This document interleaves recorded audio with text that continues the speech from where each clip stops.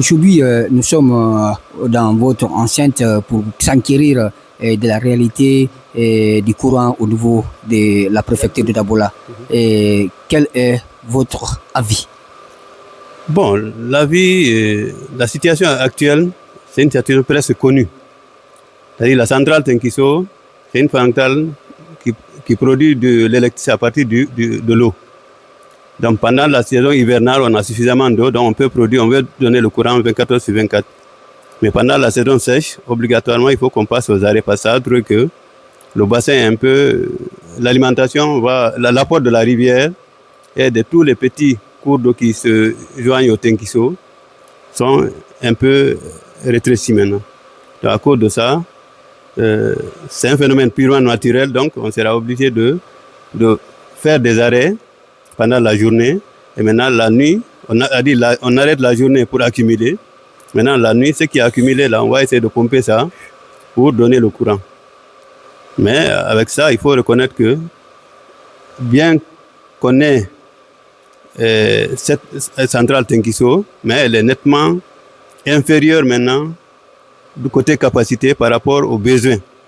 Parce qu'on a estimé le besoin actuel pour Dabola seulement à 3000 kW, c'est-à-dire 3 MW. Maintenant, alors qu'on n'a que 1,65, c'est-à-dire 1650 kW. Vous voyez la différence qui est là. Monsieur Diallo, on parle souvent de Tenkiso 2. Quel serait l'apport de Tenkiso 2 par rapport à l'alimentation de la préfecture de Dabola? Bon, déjà, la position de Tenkiso 2 va nous soulager doublement. Parce que c'est en amont, donc c'est en hauteur. Donc, ce que Tenkiso 2 va produire, c'est nettement grand, parce que c'est au moins les 11 MW, selon les prévisions qu'on a reçues, selon les informations qu'on a reçues. Au moins les 11 MW, que ça peut aller même jusqu'à 20. Maintenant, ce que Tenkiso 2 va produire, ça va soulager la population, mais l'eau aussi qui est turbinée va venir alimenter le lac de Tenkiso 1. Et là, ça va nous soulager. Et côté adduction d'eau, parce que la SEG prend son eau à partir du barrage de Tenkiso 1. Et aussi, côté électricité aussi, ça va nous permettre de faire des arrêts. C'est que Tenkiso 2 va pomper, ça va venir alimenter le lac de Tenkiso 1.